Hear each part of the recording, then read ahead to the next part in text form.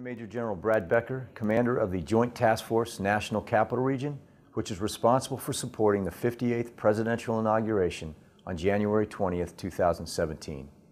It is a privilege for our service members to participate in this time-honored tradition where we welcome our new Commander-in-Chief, we recognize civilian control of our military, and we celebrate the peaceful transfer of power, which is a hallmark of our great democracy. Military support to presidential inaugurations dates back to 1789, when the U.S. Army, militia, and Revolutionary War veterans escorted President George Washington to his first inauguration at Federal Hall in New York City. So it is with great pride that the more than 5,000 men and women who make up Joint Task Force National Capital Region carry on this important tradition on behalf of the more than 2 million service members currently serving in our great military.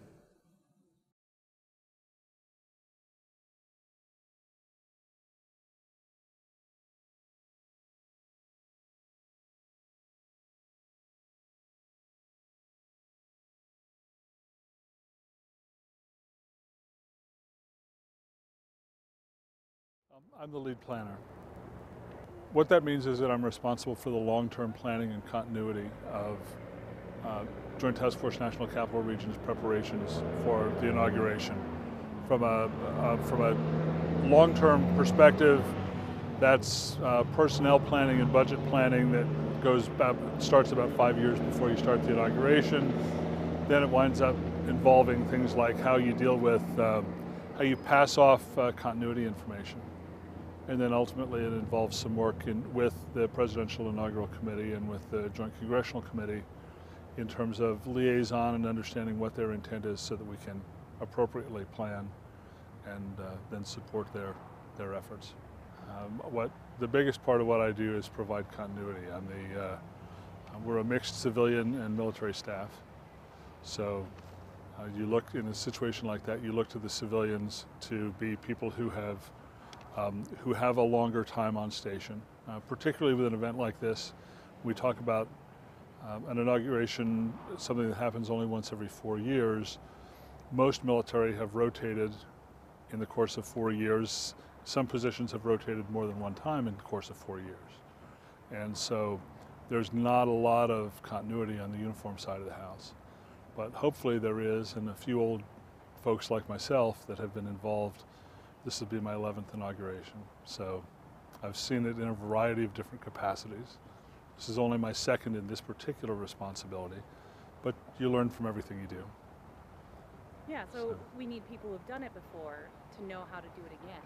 That helps, makes it a lot easier.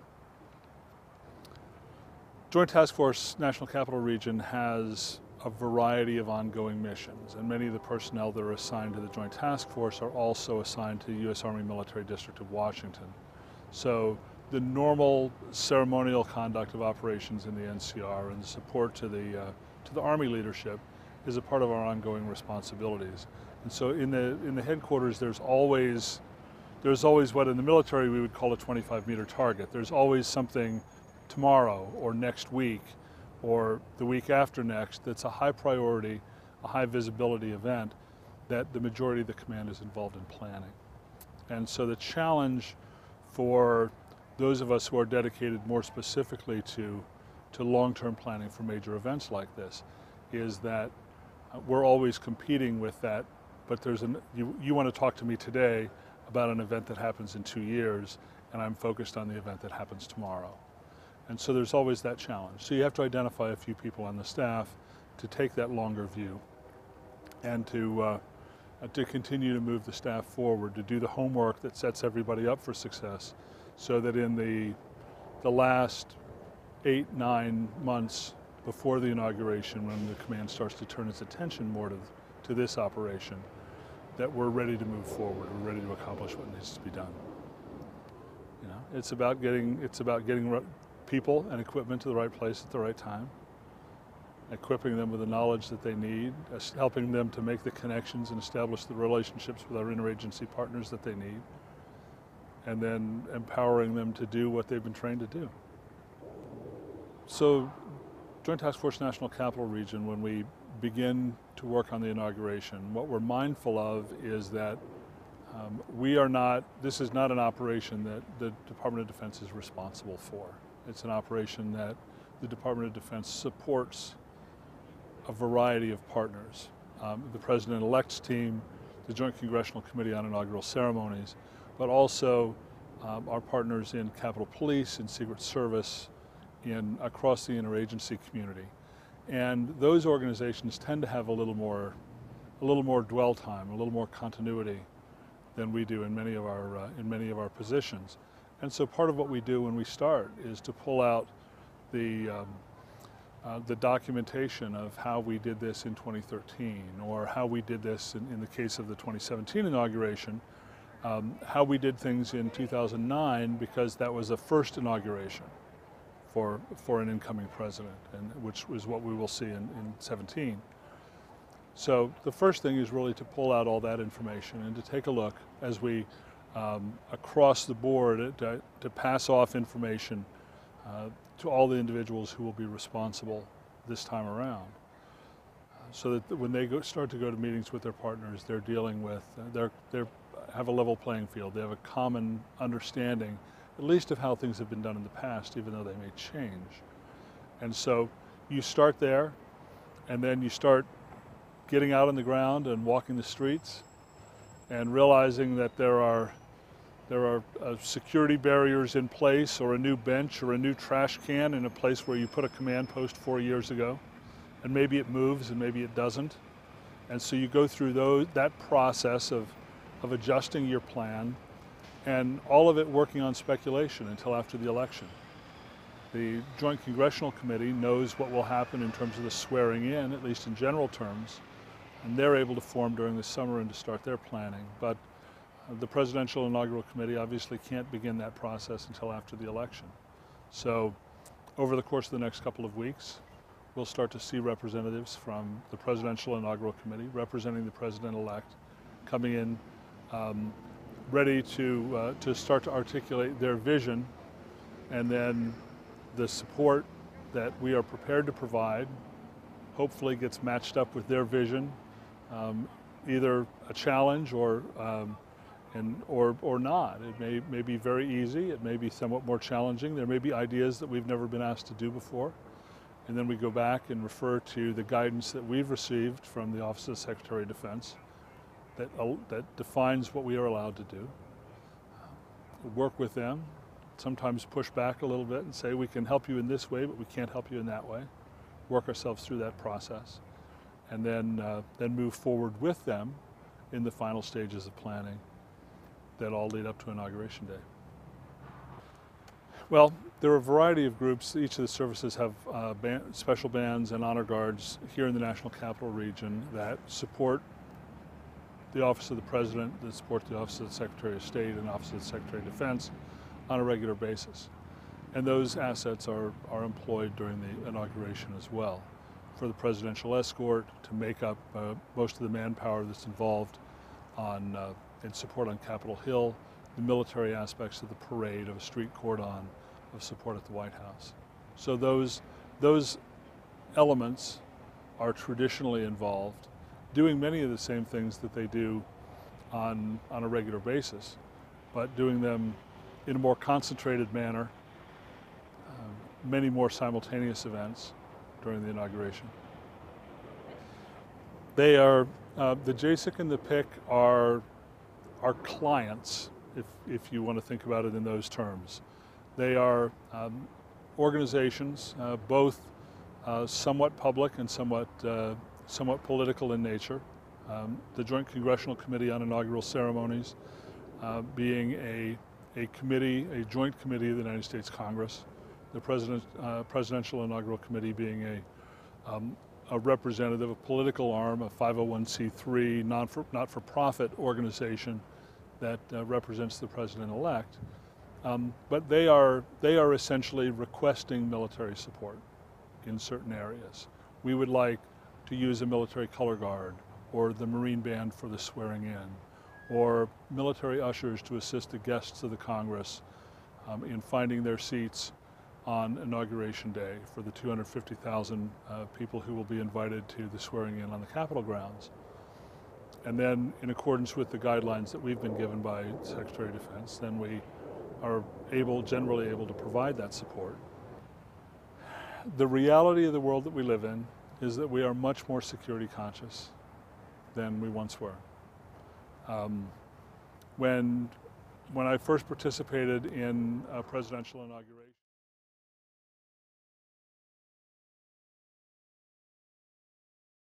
as a high school student, participated in President Nixon's second inauguration in January of 1973. And at that time, I was part of a 2,000 member element that was the last element in the parade. And we were dropped off on buses out on Independence Avenue here. And we walked over and we stood around the reflecting pool behind me. And eventually it was our turn to march, and we marched. There was never any security screening process. There wasn't a requirement to send in information to secure Secret Service credentials or anything like that. It was a different world that we lived in at that time. And as security requirements have become stricter over time, that has been probably the most significant change in the planning and execution process. So on Inauguration Day, we'll utilize about 5,000 military personnel that will participate directly in ceremonies in some way. There'll be about 800 staff members, if you will, who will facilitate that, work with staging, assist the PIC, and assist Secret Service with screening and organization and those kinds of things. But about 5,000 participants. Their day will start early. Their day will probably involve wearing all the layers that they can possibly fit underneath a dress uniform. Will involve some kind of screening. Will involve going into hold areas very early so that we're in position long before guests are in position. And then from that point, some will participate very early. Ushers on the Capitol grounds will be in place as early as 6 or 6:30 in the morning and work many of the daylight hours of the day, certainly. Others will begin their days later, but will be involved in support at inaugural balls late into the evening. So I wouldn't say that there was any typical day, other than that it'll be long. It's January, so we can expect that it'll be cold, and that it'll be something they'll never forget. An event like the inauguration is designated by the Secretary of Homeland Security as a national special security event. What that means is that the United States Secret Service has responsibility for the overall safety and security of the event, that FEMA has a responsibility, that the FBI has a responsibility, and Capitol Police has a specific responsibility for safety and security of the guests of the Congress on Capitol Hill. But within that construct, then, of executing a national special security event, there is an overall committee that involves all the government agencies that will provide support, and a number of subcommittees that coordinate that support on a very detailed level. We participate in many of those subcommittees, partially so that our interagency partners know where we need to move in the course of a day in order to execute our responsibilities, partly so that we can provide capabilities to them when we have been requested to provide those capabilities. Secret Service, Capitol Police are the primary from a law enforcement standpoint, but also working very closely with Washington, D.C. Metropolitan Police, with Metro Transit Police, with National Park Service and Park Police, with Federal Protective Service, General Services Administration, the White House Liaison, and White House Military Office, a number of agencies. This is a complicated city. There are so many different law enforcement jurisdictions that if you're putting up a press stand or putting up a trailer to use as a command post, and it's got 4 wheels or posts on 4 corners, you might be in 4 different law enforcement jurisdictions. And so the process of coordination, of permitting, of all those things is perhaps a little more complicated here than it is in many parts of the country. the President of the United States is the Commander-in-Chief of America's military, America's armed forces. And there's a very strong tradition in the military of change of command ceremonies, change of responsibility ceremonies, and that transition of power, of legal authority, is a significant emotional event, not only for the individual who is assuming command or being relieved of command, but also for the unit itself. And so if you take that up to its highest level, when you think about the tradition and the constitutional basis really of civilian control of the military in the United States, then this change of command, if you will, transition in terms of the Commander-in-Chief is something that it's absolutely appropriate that the military be involved in. When we talk about a color guard for and carrying the presidential colors along with the national colors during ceremonies that are part of the inauguration, that's a responsibility of America's armed forces. One of the traditions that we kind of hang our hat on is that of what we now call the presidential escort. And as far back as President Washington's first inauguration, there was a participation of actually officers who had served with him in the Continental Army who escorted him from his lodgings in New York to the inauguration ceremony, the swearing-in ceremony, and then back to his lodgings afterwards. I have a personal theory that they all thought that if they went back to where he was staying for the night, that that maybe he'd buy them all a drink. But at any rate, that tradition of a military escort that participated was an important part of that day, both for President Washington and certainly for the military. That tradition has continued with escorting the president from the swearing-in ceremony back to the White House, and we'll see that as a military unique capability where all the services are represented in that formation. But we'll see that actually preceding the inaugural parade after the swearing-in ceremony. This will be my 11th in a variety of ways. My first, as I'd said, was in 1973, the Presidential Inaugural Committee decided that the end of the inaugural parade would be an appropriate time to kick off the bicentennial celebration for 4 years later. And so they recruited from high school music students in Fairfax County Public Schools a 1,976 member marching band that was the last element in the parade. And yes, we practiced on an airport runway because you couldn't turn the thing around. All you could do was drive it straight down the street. It was a huge band, very unwieldy. I have no idea what it sounded like. But because I was a tuba player in those days, and because I was tall, I was the center tuba player in the back row of this 1,976 member marching band. And what I remember is that was really cool. But the other things that I remember is being dropped off very early in the morning and standing around as part of a huge mob of high school kids for hours and hours and hours in what was about a 35-degree drizzly kind of day. It wasn't a beautiful Washington day. And being cold and being tired by the time we got started, but also having a sense of participating in history. And so I'm still informed by that. When we talk about, okay, people in the 5th Division of the parade and what's their day like too. It's easy to think about what it's like at the beginning when the motorcade goes by. What's it like for the people who are at the end of the day after dark? And how do we do what we can to make that a valuable experience as well and a significant experience?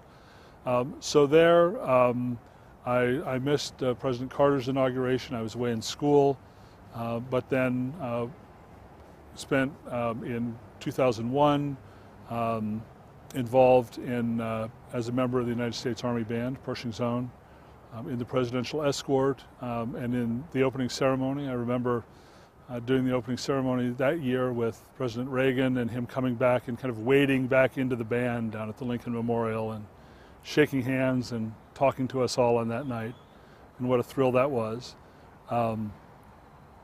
And then that being in 1981, excuse me, I misspoke a moment ago, but not in 81. 85 was the year that the parade was frozen out, that everything went indoors because of weather. But I certainly participated in all the preparations and rehearsals that went in before that. Marched in 89, marched in 93, participated as one of the band control NCOs, one of the people who helps to collect applications for parades in 1997. As a retired DoD civilian, at that point, by 2001, was responsible for the planning and conduct of military support in the opening ceremony. Moving on from there in 2005 and 2009, working the coordination between the safety and security side and the ceremonial side for JTF NCR. And then in 2013, I was fortunate to be asked to assume my current role as the lead planner. I joined the Army as a tuba player in the U.S. Army Band in 1980. Began to do drum major work to lead the band on ceremonies. Did, in the course of a 20-year career, played in I don't know how many thousand different ceremonies and concerts, but participated as a drum major, leading the band in about 1,500 ceremonies in the course of that time. And started to do operations work, started to do event planning work within the band. Eventually was asked to come up and do some assisting when they ran short of hands in the Ceremonies and Special Events what then was the Ceremonies and Special Events Directorate at MDW. Worked with them on an economic summit out in Denver in 1997 during the Clinton administration. And then had an opportunity when it came time for me to retire to move into a civilian position as a planner here in the headquarters. I don't think that there are many things that remind us as a nation that we are one. I think there's a lot that divides us. I think that even, and certainly we've been through a divisive campaign, but I like to believe that at times like this, at times like an inauguration, that we do a pretty good job of coming together as a nation, starting to at least dream about pulling in the same direction. And I think that it's an honor to be able to facilitate that. Wow. In terms of the process of planning for the next inauguration, that process, as I said, from a personnel and budget standpoint has already begun. But really, one of the key aspects of that will take place this next February and March as we capture lessons learned and document what we did and what we might have done better. So that 3 years after that, when people start to open those books, take a look at things, to begin to plan in detail again for the 2021 inauguration, that they can take that knowledge, immerse themselves in that knowledge, and then that becomes the basis for starting to do what we would call a map exercise, to put a big floor map down and a bunch of little styrofoam icons that represent units and security barriers and trailers and buses and all those things, and start to move them around on the map. And based on what we did in 2021, we'll be looking back at what we did in 2017 and walk our way through that process. Take a look at that, take a look at how that worked and what was done, and then continue to repeat that process of doing those map exercises as we get a more and more detailed plan, as we understand what the Presidential Inaugural Committee and the Joint Congressional Committee want us to do as we look ahead to the next inauguration.